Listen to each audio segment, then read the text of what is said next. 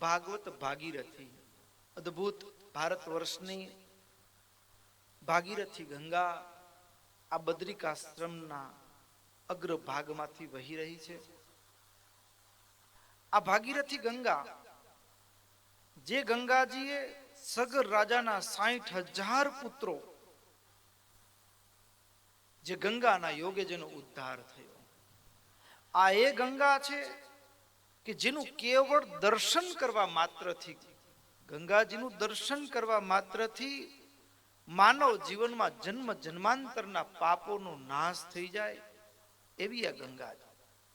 જે ગંગાજી પસાર થાય એ કદાચ પ્રદેશ અનાર્ય હોય, પણ ગંગાજીના પ્રવાહ જે પસાર થાય ને એ દેશ આર્ય બની જાય, એટલે કે મુક્તિને આપનારો બની જાય. એટલું જ નહીં, આ એ ગંગાજી છે કે વ્રત જપ પુષ્કળ દાન કર્મો કર્યા હોય, સુકૃત કર્મો કર્યા હોય, પુરસ્ચરણ અનુષ્ઠાનો કર્યા હોય, અને જેટલી શુદ્ધિ થાય એ કેવળ ગંગાજીનું આચમન કરવા માત્રથી શુદ્ધિ થઈ જાય.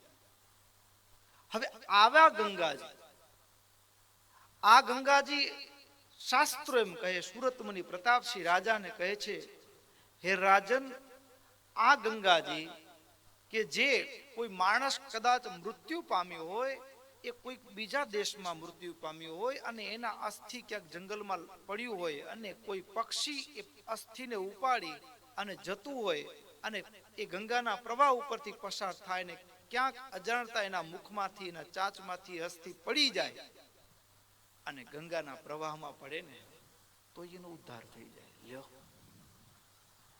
આ ગંગાજી. અરે આ એ ગંગાજી સ્વયં ભોળાનાથ મહાદેવે પોતાના મસ્તક ઉપર જાણે કે એક અદ્ભુત શોભાને ધારણ કરી હોય એવા એ ગંગાજી. અરે આ ગંગાજી, જેટલા ગુણો ગાઈએ એટલા ઓછા છે, પણ આ ગંગાજીની આટલી બધી વિશેષતાઓ છે, એના પાછળનું કારણ શું છે એ ખબર છે?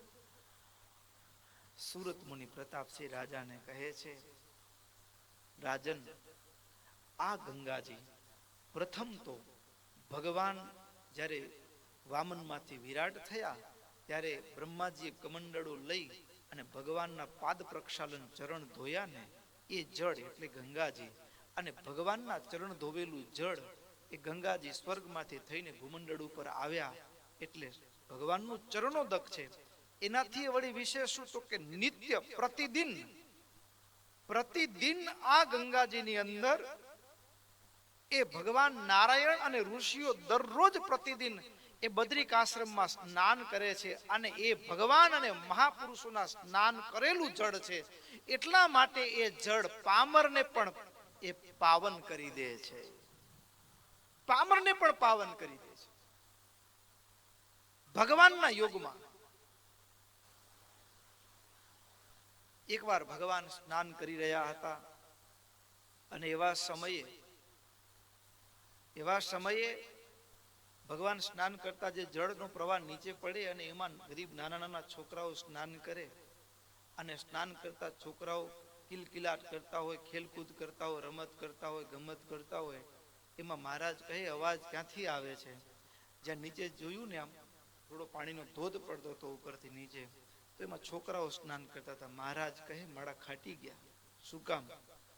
અમારા યોગમાં એટલે કે ભગવાનના યોગમાં આવેલા જળમાં સ્નાન કરે છે ને, હવે એ ઇન્દ્ર થશે. આ એ ગંગાજી છે કે જેના દોડીને આપણે બધા ત્યાં જઈએ છીએ. શું કામ? આપણા ઘરમાં પાણી આવે છે અને ગંગાજીના જળમાં શું ફરક? બહુ જમીન આસમાનનું અંતર છે. અને અત્યારે તો ઘણા બધા એવા સંશોધનો થઈ રહ્યા છે. દુનિયામાં એક જ એવું જળ કે જે જળને વર્ષો સુધી રાખી મૂકવામાં આવે તો એનામાં કાંઈ પણ બગડે નહીં. બાકી બધા જળને રાખી મૂકીએ ને તો બોટલમાં થોડા દિવસે પછી શું થઈ જાય? શેવાળ કે કંઈ પણ પેલા જંતુ કે એવું થાય. પણ ગંગાજીનું જળ એ 100 વર્ષ રાખ્યું હોય ને તો એના ગુણો એવા ને એવા હોય, એવું ને એવું. આજે પણ હવે દુનિયા માનવા લાગી છે, પણ આપણી તો એની પરંપરા છે. આવી અદ્ભુત ગંગા. દુનિયા કહે કે ગંગાજીનું જળ શ્રેષ્ઠ છે, એમ નહીં, પણ આપણી એ ભાગવત અને સત્સંગી જીવન જેવા શાસ્ત્રો પુરાણો એમાં જે મહિમા છે આપણા માટે વિશેષ છે.